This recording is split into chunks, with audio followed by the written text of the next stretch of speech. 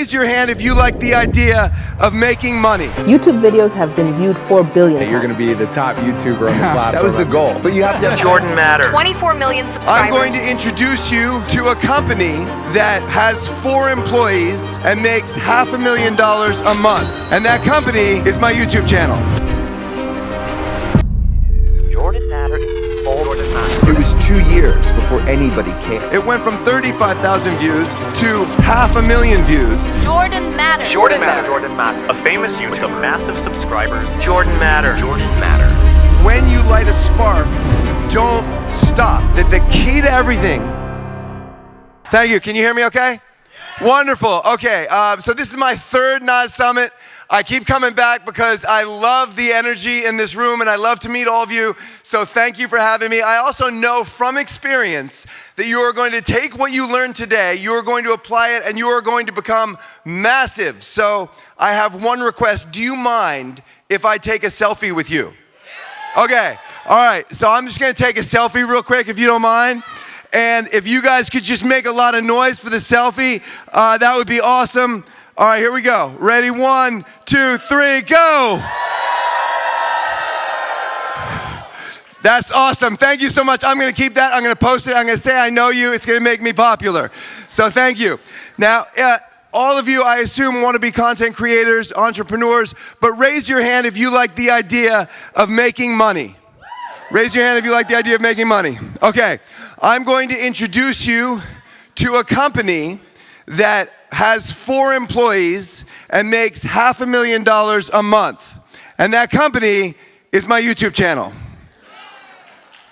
Now, I want you to raise your hand if you want to be or are an entrepreneur or a content creator. Raise your hand, please.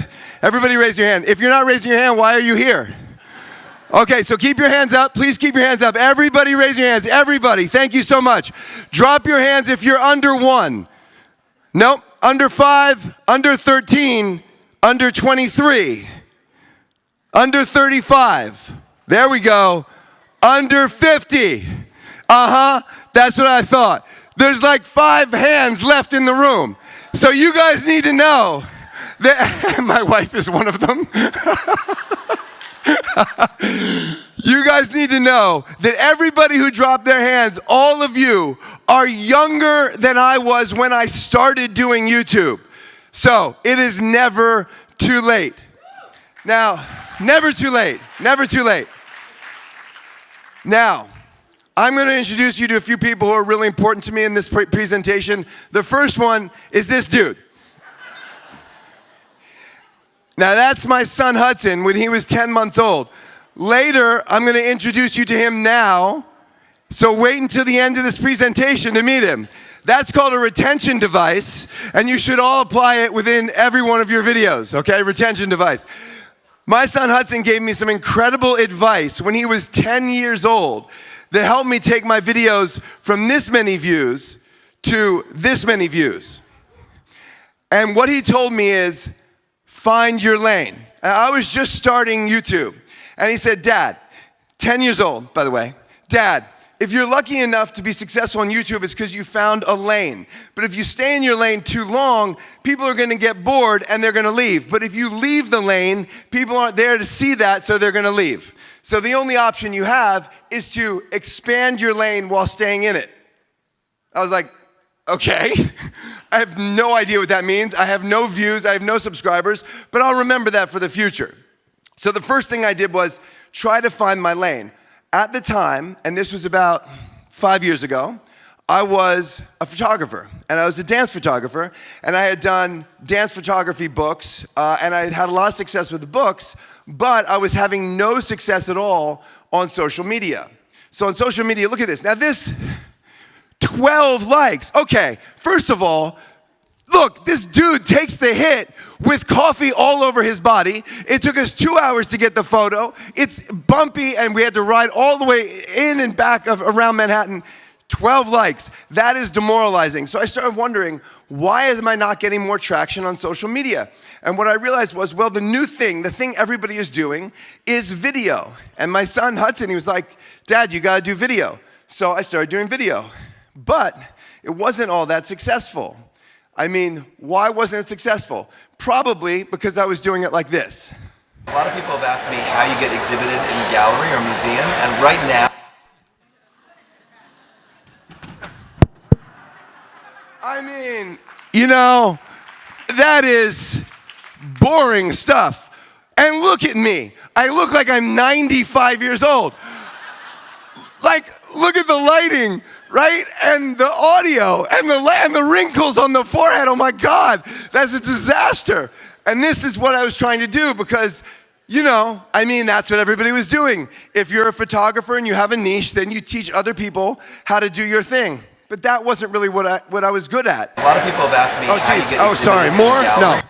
That's enough of that. So, about a month later, I was doing a photo shoot, and I realized, you know, this is a lot of fun, and I want to project that kind of fun energy out to the world. So I just gave my friend my camera, like a phone, and I said, would you just film this? I've got this crazy idea. Let's see how many photos we can get in 5 minutes. And this is what we did. If you've got a great dancer, then dance photography can be insanely easy, and to prove it, I'm gonna see how many great shots I can get of Anna McNulty in 5 minutes. We have no plan. Are you ready? Yeah, I'm ready. Let's go.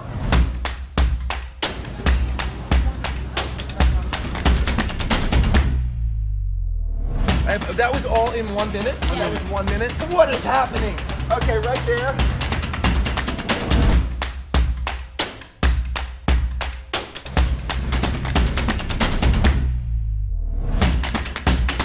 Good, right there. Go. That's 5 minutes? Boom! That was it. Now, what that meant was the first thing I did was me trying to do what everybody else was doing. But that one was me being myself. And I think that is a key to creating content. What is it that you do that's unique to you that you want to share with the world, and do that thing? Don't worry about what everybody else is doing. Find the voice that you want to share with the world and try that. So that did very well for me. It went from 35,000 views to 500,000 views. And I was like, oh my gosh, this is something new. But 5 minutes wasn't enough for me to really create a full video. So I thought, let me just double the time and see what happens. And I'll call it the 10-minute photo challenge. I didn't know anything about YouTube or challenges or trends, but I liked the idea. It sounded catchy, so I did one, and it did really well. Now, keep in mind, I had maybe 1,000 subscribers at this point. 2.5 million views is unbelievable. So I realized I was onto something. And the next thing to remember is when you light a spark, don't stop. Just stay consistent with it. So every week, we started posting 10-minute photo challenges, and it became a thing. I would find dancers all over the place, all over the world, and I would photograph them doing stuff, and we were getting crazy views, 13 million, 12 million. But after a while, as Hudson had predicted, no matter what, eventually your audience starts to tire of what you're doing if you keep doing the same thing. So after about 2 years, the views really started to drop. It was at this point that I realized I needed to take the second half of his advice and expand my lane. But what did that mean exactly? Just because you have the right idea doesn't mean that you're going to do it the right way. So I went back to tips. Why? It didn't work before, but I went back and I did it again, not very well received. Then I tried skits, and I tried whatever this is, like getting kicked out of places. None of it was working. But because I was committed to consistency, I had to keep posting. And this is so important. Once you find your voice, just don't stop. Commit to a day and a time, and every week post then, no matter what. Because that consistency drove me to keep posting videos. And you need to realize at this point, I was certain my channel was dead. It had gone from here, and it was slowly doing this, and there was nothing left. It was just over, but I kept posting. And because I needed new content, I flew to London, and I met this woman, Stephanie, and I went there just because I thought maybe she would give me some good photos, but I had no idea. I asked her a question on camera, she did something, shook her head, and this changed the direction of my channel. I want you to climb up this pole.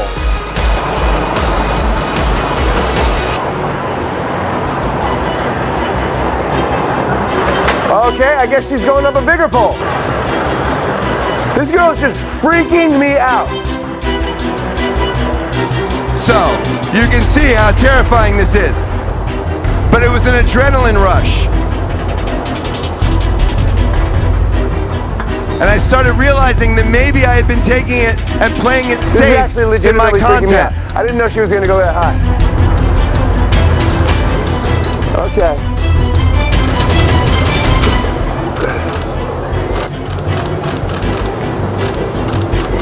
Oh my God. Jesus. I know. And I felt something. Do not forget, feel things. Feel them when you're creating. If you're not feeling it, don't do it. And I had been creating content, the 10-minute challenges and all those other things where I wasn't feeling anything. I was just doing it because I had been doing it. Suddenly I felt a rush. And it was at the time the most viewed video within the first week that we had ever had. It got 3 million views that first week. And I realized, okay, here is my direction. I want to feel adrenaline and excitement. I met these acro gymnast daredevils. I started doing daredevil photography. The internet was responding. The channel was thriving again because I was feeling it and I was excited to create the content. And then that turned me into a collaborator where I would find every week a different collaborator, somebody well-known in the industry, and I would photograph them, and the channel just started building and building. But here's where it took a massive turn. Because every week I had to find a new collaborator, and the videos were only as popular as the person standing next to me. And I was like the fun, affable host, like a late night talk show, but I wasn't actually personally engaged with any of them. They were just there to be photographed. And then I realized I might actually be living with the biggest collaborator of all, my daughter. And my daughter, yeah, give it up. You're gonna meet her too. Retention device, gonna meet her in a minute. But first, I missed my kids so much. My son would often come with me because he was interested in YouTube. My daughter interested in gymnastics. I rarely saw her, and I wanted to start seeing her more. So we started doing videos together, and she would come in. And I realized very quickly that the key to everything, make it personal. Again, initially personal for me was photography, but what personal became is my relationship with my kids and specifically with my daughter. And I started sharing that and her journey and her story with the world, and it resonated like crazy. And we just started really, really doubling down on telling her story, her journey, what she was going through as she was going from 8, 9, 10, 11. She really started joining the channel when she was 10. And I want you to keep in mind something. With content, there's always trends, right? People are always doing something that you then think, oh, I should do that, I should do that. I want to show you some stuff here. None of these things are trends. They're all individual ideas inspired by Salish's life journey. Salish is my daughter's name. For example, right here. Salish suggested we do a morning routine. I'm like, I'll do it because you want to. Nobody's going to watch it. 30 million views. 23 million on her night routine, 14 million on another morning routine. These are just personal things about her. And the channel has really grown. It's grown, and those are the views we get. Monthly views between 180 and 220 million views every month because we are telling personal stories. And it's very important as I wind this up to remember to be original. Tell your own story. Now I'm going to show you a video clip. And I'm telling you right now, I'm going to get the business for what I'm about to do from my daughter because she's here. And she's not going to want to watch this. You're not going to want to watch this because she doesn't really like watching herself, especially when she was younger. But I want to share it with you because I want you to watch these clips and realize two things. Number one, not one of them is a trend. They are all stories about her personally. And number two, you will hear a tagline repeated over and over. Today, my daughter Salish. This is something that makes the content familiar to the audience and they look forward to weekly. Today, my daughter appears for the first time on my YouTube channel. I am about to move with my family 3,000 miles away to California. Moving to California next to the beach. I don't really know if I want to move. Salish thinks she's all alone at the gym, but what she doesn't know is her entire team is about to surprise her to say goodbye.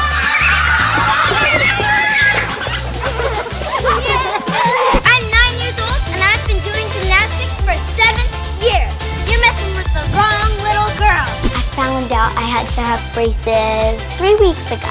Today, my daughter says goodbye to her best friend. Today, my daughter finally gets her braces off. Today, my daughter's best friend flies all the way from Texas to surprise her for her 12th birthday. This week, my daughter Salish turns 13. Now is officially the moment Salish is a teenager. Today, my daughter Salish goes on her first date with her best friend, the doll. You're freezing, poor little thing. Aren't you gonna be cold? Yep. Oh, I don't care. Today, my daughter Salish goes to her first day at a new school. Today, my daughter Salish attempts 10 insane jobs in 24 hours. Dad! Yum. That's really good. That one I spilled on the floor.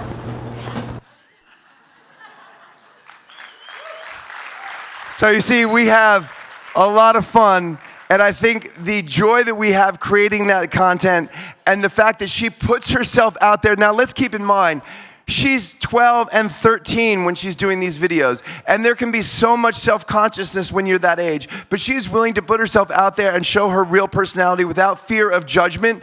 And if she's willing to do that at that age where you're so vulnerable, you guys should all be willing to put yourselves out there, and don't worry about being judged or negativity. Just put out the true who you are, and it will really resonate with people, I promise you. And just to wrap up here, remember how I said it's never too late? It's also never too early, because remember this little guy? Well, he's been doing YouTube also, and his channel is killing it, as are his finances, but obviously all that's going into a trust fund. He doesn't get to use any of it until he's 25. And finally, my wife, no, I didn't just put this slide in at the end. You can ask them. I had to submit this a week ago. She was like, am I going to be in this? And then she happens to be the last slide. But without her, none of this, for me, would have ever been possible. So thank you so much, love. Thank you for all your support. Because while I'm out doing all this stuff, she's taking care of everything else and supportive along the way. I have 20 seconds, so those last 20 seconds, can the three of you stand up, please, and say hi to everybody for me? This is my wife, Lauren, my son, Hudson, and my daughter, Salish. So thank you guys so much. I can't wait to share my selfie and tell the world I know all of you. Please absorb everything that everybody tells you here. You guys are going to kill it. I look forward to meeting you at lunch. Thank you so much. Have a great day. I love Tel Aviv. Bye-bye. Thank you.